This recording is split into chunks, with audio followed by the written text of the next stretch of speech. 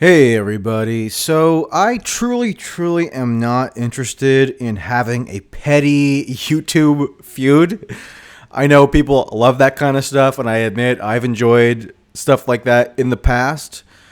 But one of my general philosophies in life, and I'm being totally honest about this, is to minimize interpersonal drama wherever possible and not to stoke petty feuding for its own sake. So I'm not saying any of this because I have a personal grudge or I have this kind of just deeply ingrained, personal aversion to this individual. It's really all around a particular set of political principles and claims, which is what led me to level the critiques that I did in the first place. So that's all I'll lead up to say Sam Seder, who I actually had been on his show in years past, going back to 2012, where he just had me on for normal interviews about, articles I had written, and it was fine. Then, a while, passed and I hadn't been on the show, but it doesn't matter to me all that much. I mean, if I go on if I'm invited. That's my general approach to virtually all media. And I could take it or leave it. But I have tangential familiarity with him and his takes and the content that he showcases on his program. Not that I'm a regular listener or viewer. I'm not. I don't find it that interesting, frankly. Every now and then, if I see, I think I subscribe on YouTube. I'm not even sure. But every now and then, if I see something that piques my interest, I'll watch or listen. So that's how I consume most media. I'm not generally a daily or even week. I don't consistently consume any media. If I have a particular thing that I want to watch or listen to, I'll listen, with a couple of exceptions, but that's generally what I do. So I remembered that he had on Marcy Wheeler as his primary expert on all things Trump, Russia, all things Mueller, and Marcy Wheeler, I'm sorry to say, and I don't even say this out of any real personal antipathy, Marcy Wheeler is just not... What's the most charitable way I could put this? She's very intelligent, for sure, and she has almost an amazing depth of knowledge. I mean, her factual recollections are kind of incredible to watch. She obviously has a unique mind, which is why she built up a lot of credibility over the years, going back to when she was this startup blogger and produced interesting and relevant reporting on the Scooter Libby trial during the George W. Bush years.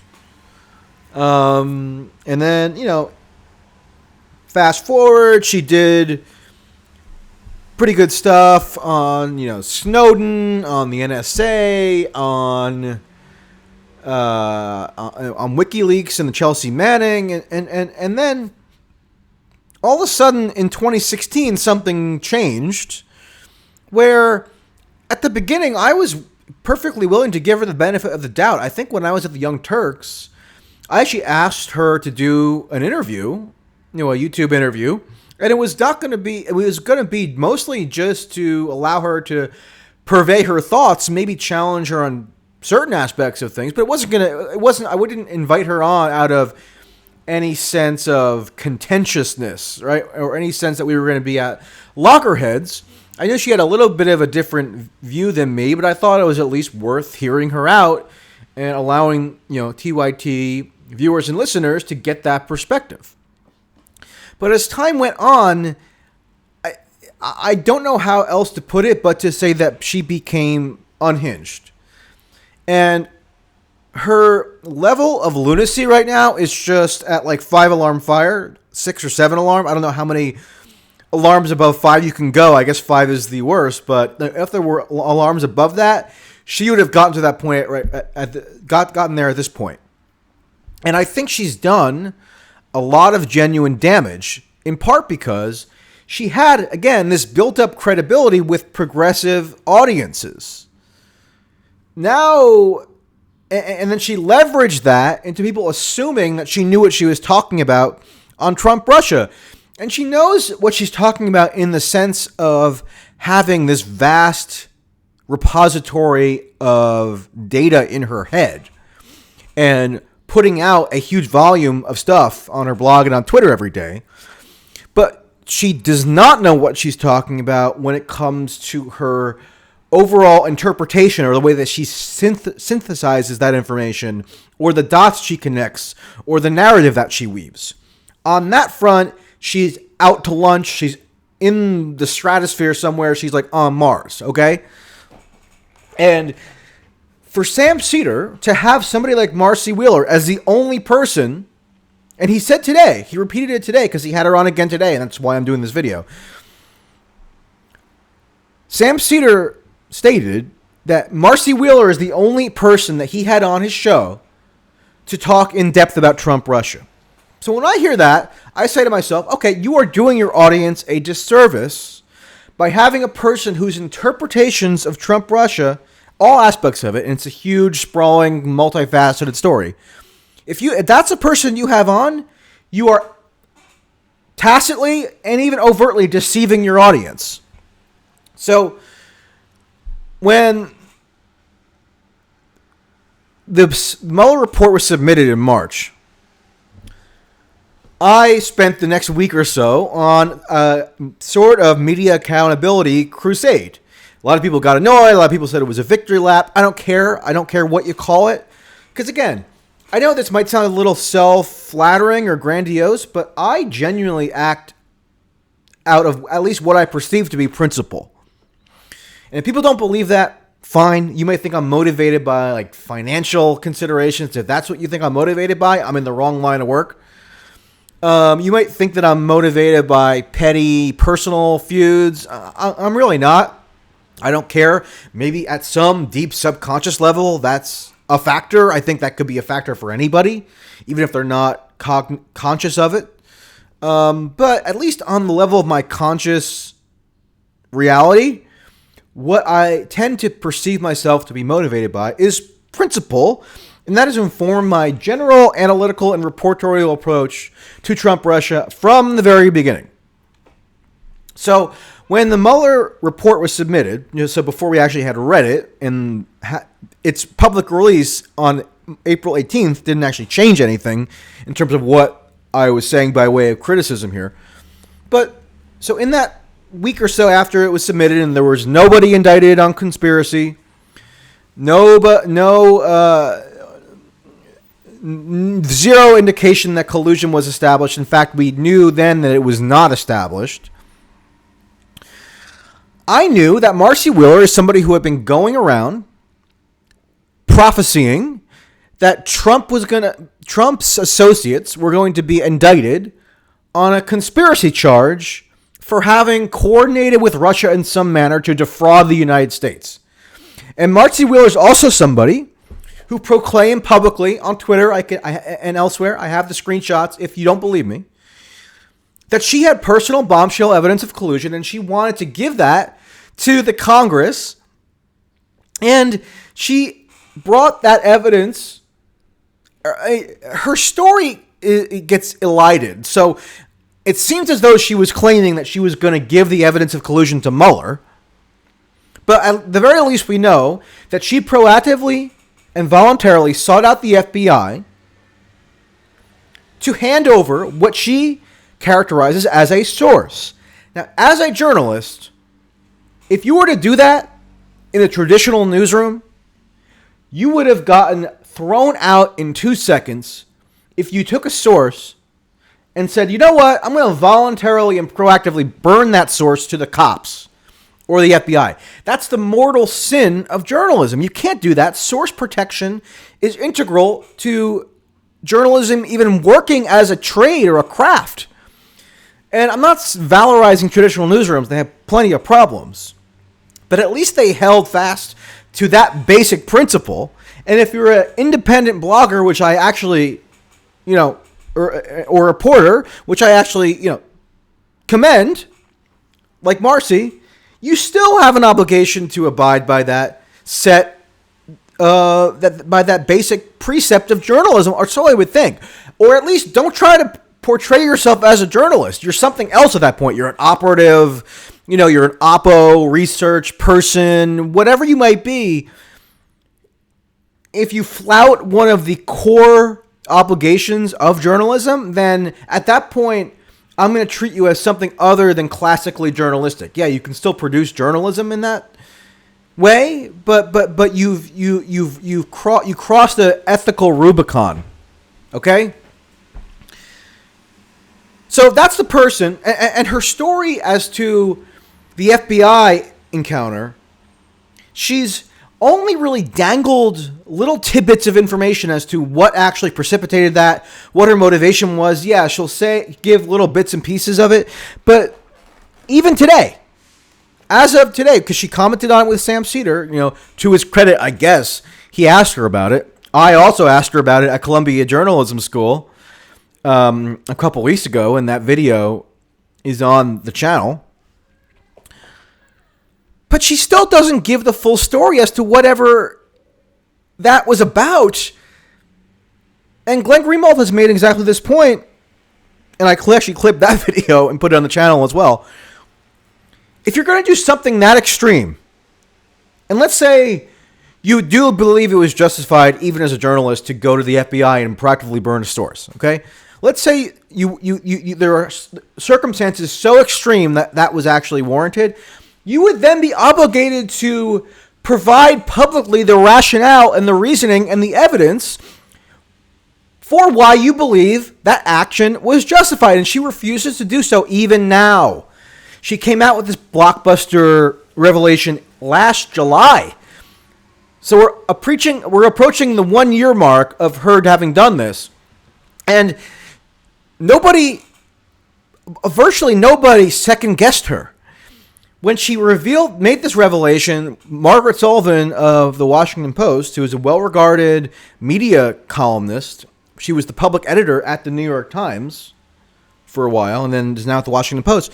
She heralded Marcy as evincing bravery and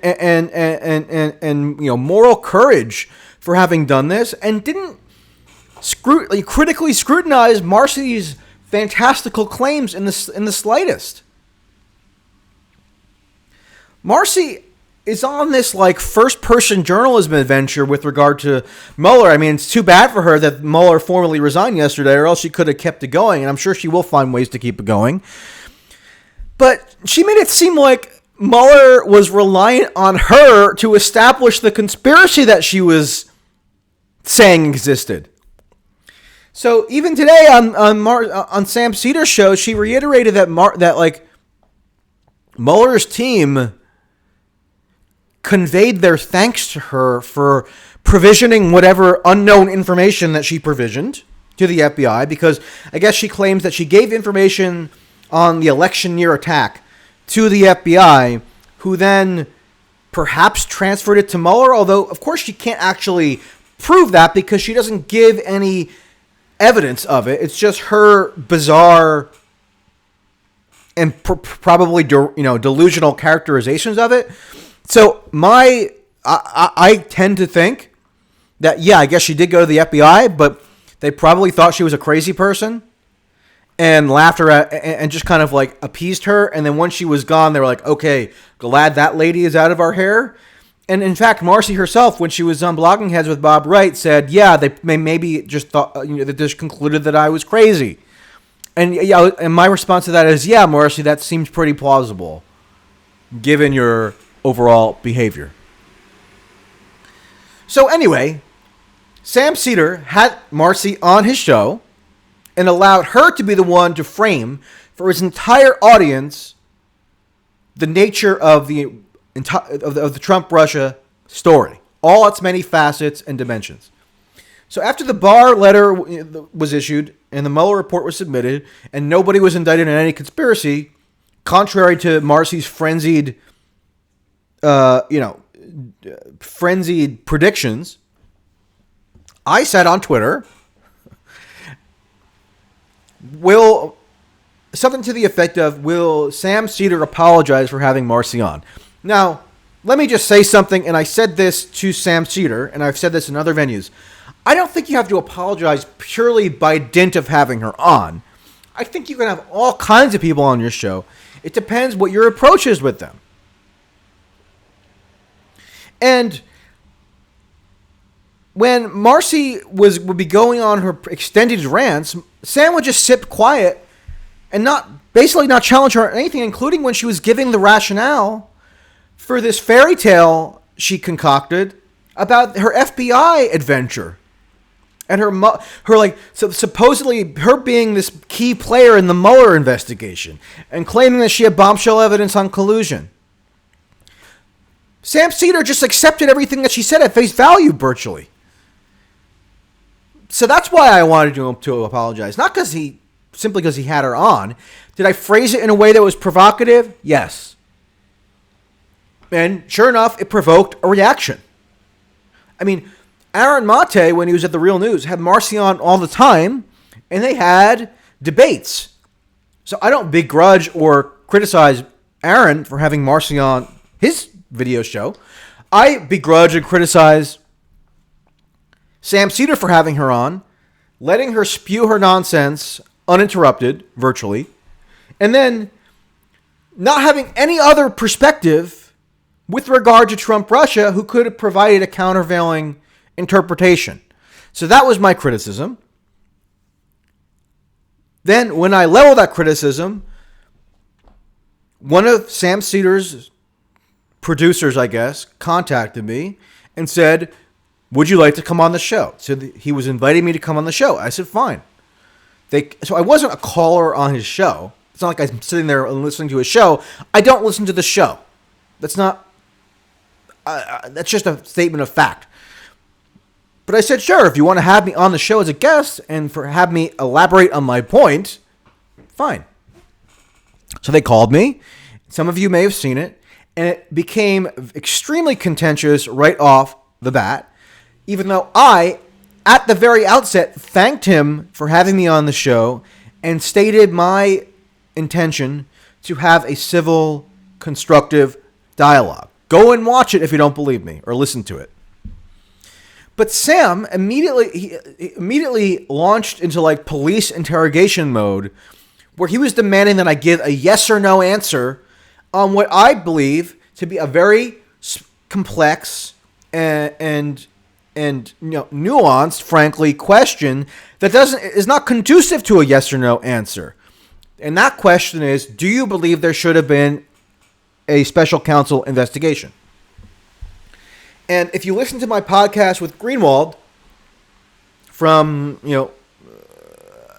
a month or so ago, whenever that was, a little over a month,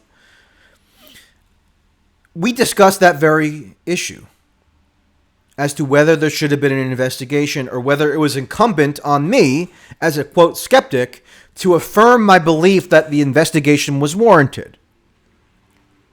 I told Sam Seder that I was agnostic, or even leaning negative about whether there should have been a special counsel investigation, because I believed, and I believe now, that there was not sufficient predicate for a collusion investigation, because the evidence of collusion was always so manifestly and almost laughably flimsy.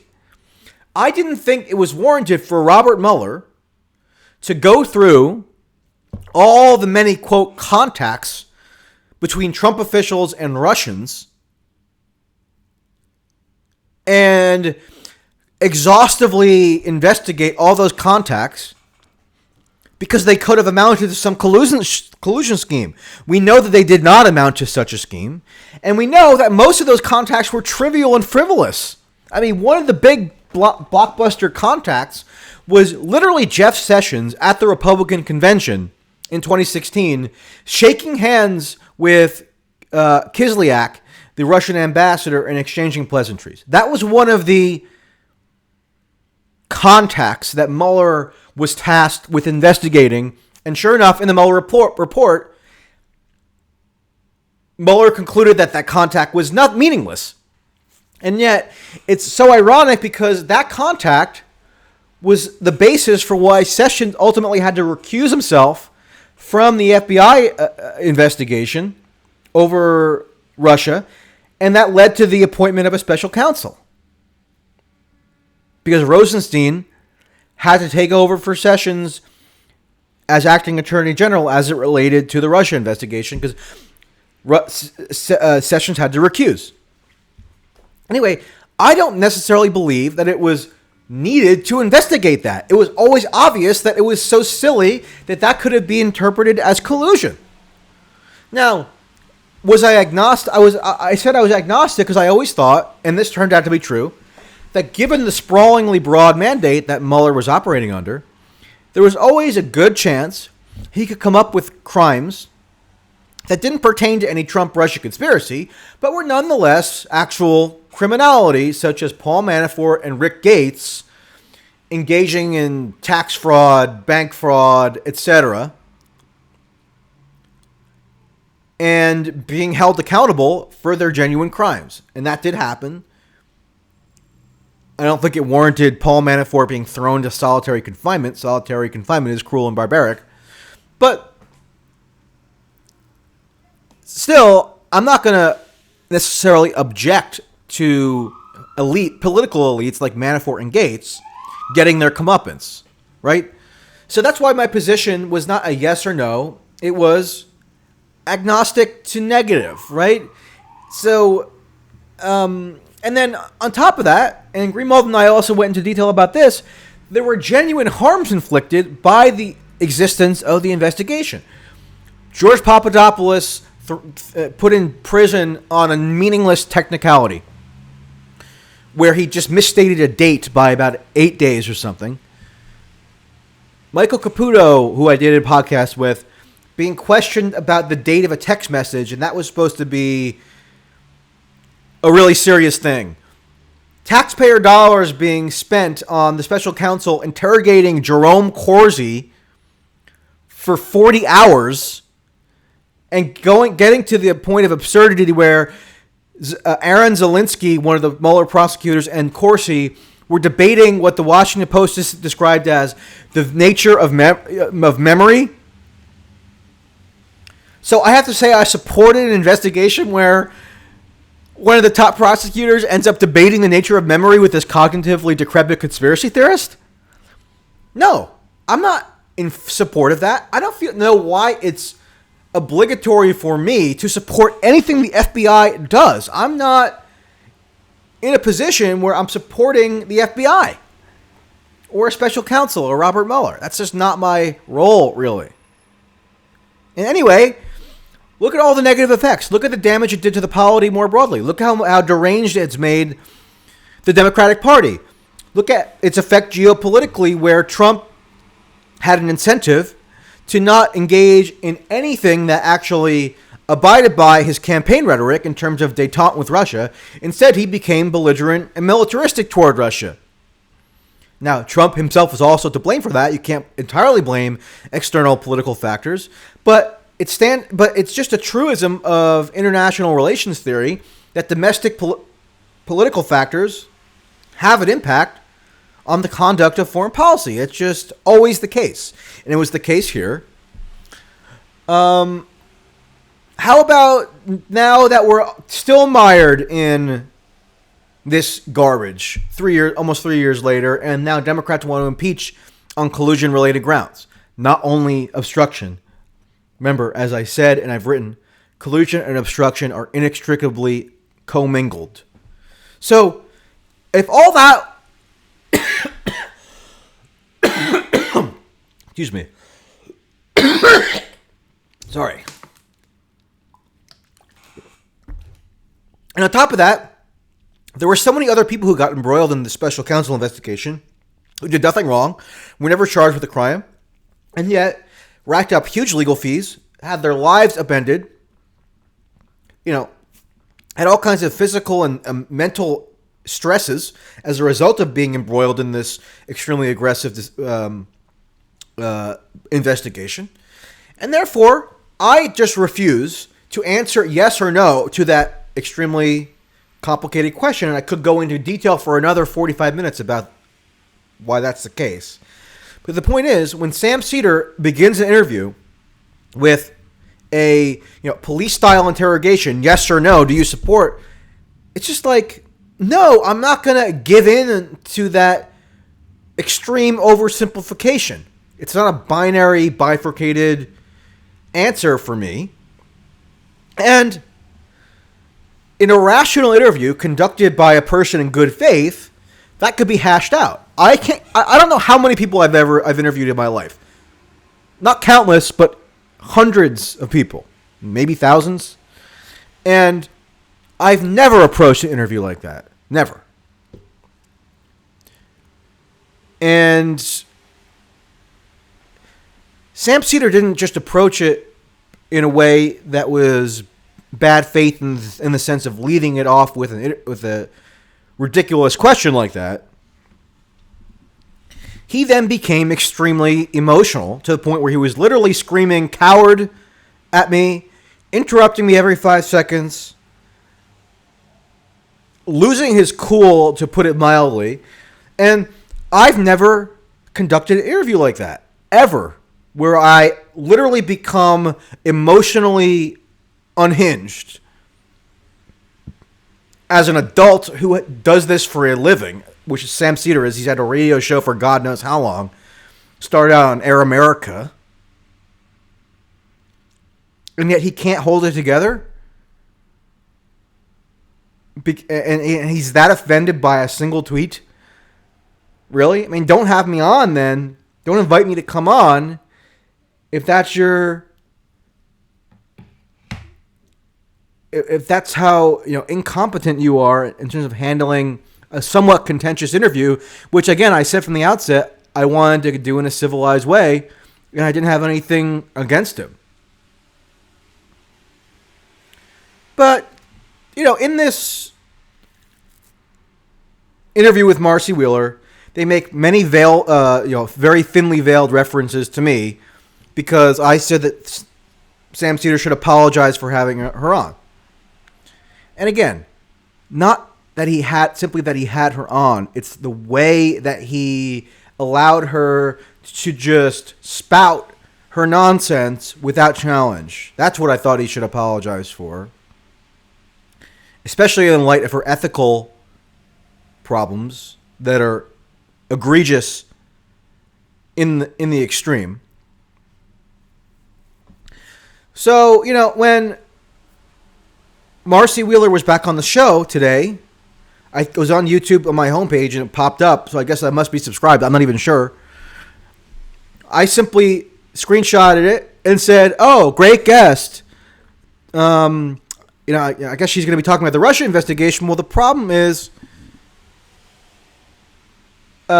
she is extremely ethically compromised, claims she had explosive evidence of collusion, and still obfuscates about it. Other than that, great guest. And I guess the producer of the show, again, saw it, started engaging with me back and forth, blah, blah, blah. All the while, Sam Seder, and I watched the interview later on, a recording of it. I didn't watch it live. But all throughout the interview, they're making veiled references, apparently, to me. And then the minute Marcy gets off the interview, Sam Seder pulls up my tweet, and I'll read it aloud for you again because I'm kind of happy that he read it, because at least it gave an alternate perspective on Marcy's credibility. And he did it the second she got off.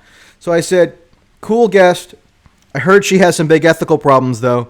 The whole fairy tale she concocted about going to the FBI and becoming a big player in the Mueller investigation, and the explosive evidence of collusion she claims she possessed. Other than that, cool guest." So he read that on air the minute Marcy got off with him. And then, later on in the show, and again, I'm not a regular watcher of the show, but I just kind of scrolled through the remainder of the show. At one point, he conceded that he was rude to me. Yeah, rude would put it mildly. I don't mind being rude if someone's rude to me. I can take it. I kind of compartmentalize the stuff. I don't take it personally. I just wanted an opportunity to expound on my views in a setting that was rational and conducive to a constructive exchange. So what I told the producer on Twitter is that I'd be willing to come back on the show if Sam wants. Why would we come on in person? He's in New York. I'll come to the studio. We'll do an in-person interview or discussion or whatever.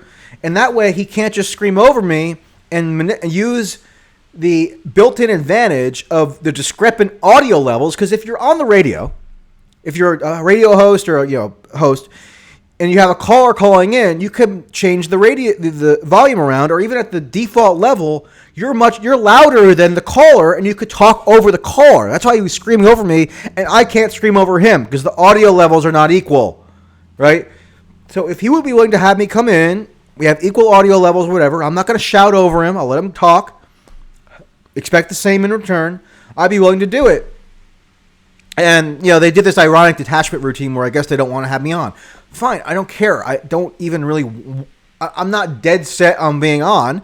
I made the offer. If he's going to be talking about me constantly... He talked about me, I think, last week as well. Let me pull up that tweet where... not a tweet, but, again, I only know that he talks about me because people tell me. Like, they send me DMs or tweets or emails. And then, they either send me the clip or I find it. And, if you're going to be talking about me constantly, then I think the reasonable thing to do would be to have me on the show and let me speak for myself. Again, I'm not that wedded to it. I'm only reacting to you constantly talking about me.